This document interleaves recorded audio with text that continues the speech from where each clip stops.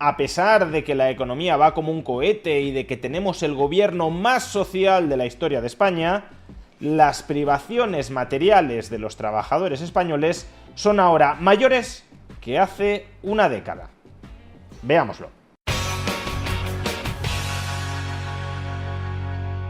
España es el sexto país de toda la Unión Europea cuya población sufre mayores privaciones materiales, un indicador que nos sirve para aproximar la tasa de pobreza real dentro de nuestro país. En concreto, Eurostat, el Instituto de Estadística Europeo, entiende que un hogar se halla en situación de privación material cuando no puede hacer frente a al menos 3 de las siguientes 9 partidas de gastos. En primer lugar, hacer frente a gastos inesperados. En segundo lugar, una semana de vacaciones anuales fuera de casa. En tercer lugar, evitar retrasos en el pago de la hipoteca, del alquiler o de las cuotas de compras a plazos. En cuarto lugar, una comida con carne, pollo, pescado o equivalente vegetariano cada 2 días. En quinto lugar, mantener la vivienda a una temperatura adecuada. En sexto lugar, una lavadora. En séptimo lugar, un televisor a color. En octavo lugar, un teléfono. Y por último, un coche personal. Pues bien, aquellos hogares que no puedan hacer frente a al menos 3 de estos 9 gastos se los clasifica estadísticamente como en situación de privación material. Y España, como señalaba antes, es el sexto país de toda la Unión Europea con un mayor porcentaje de hogares en situación de privación material. En concreto, el 9,7% de las familias españolas padece de privación material, tal como la acabamos de definir. Que España sea el sexto país cuyas familias sufren una mayor privación material de toda la Unión Europea debería resultarnos llamativo, dado que desde el año 2018, es decir, hace ya 7 años, este país lo está gobernando una coalición política de izquierdas, es decir, una coalición política cuya motivación ideológica principal es supuestamente erradicar estas situaciones de pobreza, redistribuir la renta desde los más ricos a los más pobres para que cada vez haya menos ricos, pero también menos pobres. Y el problema es que, atendiendo a esta estadística, cada vez no hay menos pobres. Sin ir demasiado lejos, en el año 2018, cuando el Partido Socialista llegó al poder, la tasa de privación material entre las familias españolas era del 9,1%. Es decir, más baja que en el año 2024. Todavía peor, en el año 2015, en plena crisis económica, gobernando la turboderecha que solo ejecutaba recortes sociales gravosísimos, la tasa de privación material entre las familias españolas era del 9,3%, más baja que en la actualidad. Desde el año 2015, el PIB de España, la producción final agregada de nuestro país, se ha incrementado de una manera muy sustancial. Y en consecuencia, si fuera verdad que la izquierda gobernante prioriza la redistribución de esos frutos de la riqueza social, lo que deberíamos estar viendo es que la tasa de pobreza, que la privación material que padecen objetivamente las familias españolas, se está desmoronando. Y no es así. De hecho, en 2015, España era el 14º país con mayor tasa de pobreza, con mayor tasa de privación material de toda la Unión Europea. Ahora somos el sexto.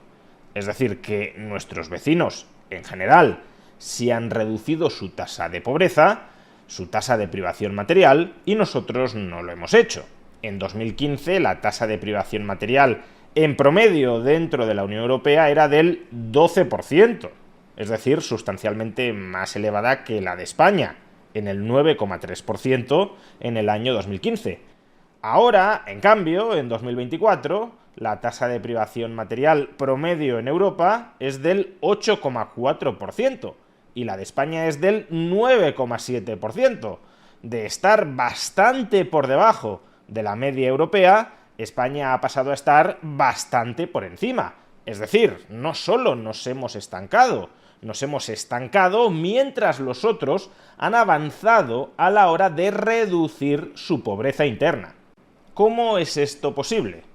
¿Cómo es posible que la economía española vaya como una moto o incluso como un cohete, que estemos creciendo mucho más que el resto de países de la Unión Europea y que además disfrutemos de un gobierno turboprogresista que aplica la mayor política social de la historia de nuestro país, es decir, que redistribuye ampliamente los frutos de ese vigorosísimo crecimiento, y en cambio la tasa de pobreza, medida a través de la tasa de privación material, no esté bajando, sino que en comparación con hace una década incluso haya aumentado.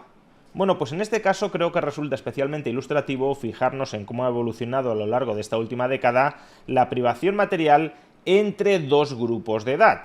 Por un lado, el grupo de edad de personas en edad de trabajar, entre 18 y 64 años, y por otro lado, el grupo de edad de personas jubiladas, con más de 65 años. En el primer caso, observaremos que la tasa de privación material ha aumentado. En el año 2015, el 9,7% de todas las personas entre 18 y 64 años padecían de privación material. Una década después es el 11,2%, un incremento de 1,5 puntos porcentuales. Pero, ¿qué ha sucedido paralelamente con la privación material entre los mayores de 65 años? Pues todo lo contrario. En el año 2015, el 16,3% de la población con más de 65 años sufría de privación material. Una década después, es el 11,5%, una caída de prácticamente 5 puntos porcentuales. Es decir, que se incrementa la privación material entre las personas en edad de trabajar y se reduce la privación material entre las personas que ya están jubiladas. Daos cuenta de lo que estamos diciendo. En el año 2024, la población española en edad de trabajar sufría de mayor privación material que en el año 2015, año en el que la tasa de paro prácticamente duplicaba sus niveles del año 2024. En el año 2015 la tasa de paro era del 20,9% de la población activa, en el año 2024 del 10,6%. Por consiguiente, una persona aleatoria en edad de trabajar en el año 2024 tenía mayor probabilidad de experimentar privaciones materiales que en el año 2015, cuando la tasa de paro era el doble que ahora. ¿Cómo es posible todo esto si además el tamaño del Estado en España, del Estado supuestamente paternalista o maternalista, jamás ha sido mayor que en la actualidad? ¿Cómo puede ser que con escudos sociales, que con un Estado ultraprotector, la situación de privación material de las familias españolas sea peor ahora que cuando la tasa de paro era del 21%? Pues porque sí, hay una intensa redistribución de la renta, pero cada vez está más escorada, más sesgada hacia las personas de más de 65 años, porque el gasto agregado en pensiones públicas no deja de aumentar, en la medida en que la generosidad de esas pensiones públicas se incrementa y en la medida en que cada vez hay más personas jubiladas. Por tanto, el Estado redistribuye los ingresos, pero no hacia la población en edad de trabajar, sino hacia la población jubilada. Y como esos ingresos son sustraídos, son pagados vía impuestos, mayoritariamente por la población en edad de trabajar, su situación fiscal neta, en términos promedio, ha empeorado a lo largo de esta década. Si además añadimos otro crucial factor a la ecuación, que es el problema de la vivienda, un problema que sufren especialmente las familias más jóvenes que no habían podido adquirir un hogar antes del año 2018 o 2019 y que lógicamente sufren en muchísima menor medida las familias jubiladas, porque prácticamente todas ellas son propietarias de una vivienda. Pues entonces, si el estado fiscal cada vez te explota más, te quita más y te da menos, y además tus ingresos disponibles reales se ven estrangulados por un precio de la vivienda creciente, pues entonces, como digo, el porcentaje de familias trabajadoras pauperizadas durante los últimos años ha crecido.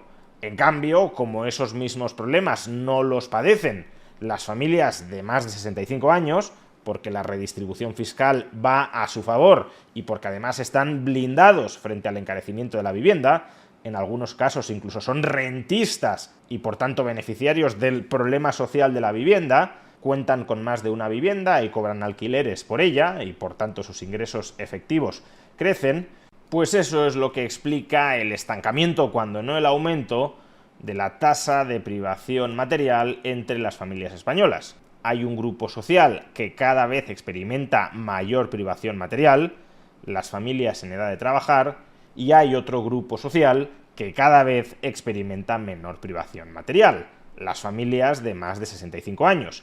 Y por desgracia, y por culpa del intervencionismo fiscal y regulatorio del Estado, existe una relación de juego de suma cero entre el empobrecimiento de unos y el enriquecimiento de otros. Porque eso es lo que fomenta el Estado, no la cooperación entre individuos o entre grupos, sino el parasitismo entre individuos y entre grupos. No solo se trata de organizarme para que tú no me robes, sino que en última instancia se trata de organizarse para ser yo el que te robe. Y por eso no solo tenemos que poner fin a esta redistribución fiscal y regulatoria perversa que empobrece a las familias trabajadoras, sino que hay que atacar la raíz del mal. Es decir, hay que deslegitimar la acción intervencionista masiva del Estado para seleccionar a conveniencia, de manera arbitraria, cuando no, en función de los intereses electorales de las oligarquías de turno, para seleccionar arbitraria o interesadamente quiénes ganan y quiénes pierden dentro de una sociedad.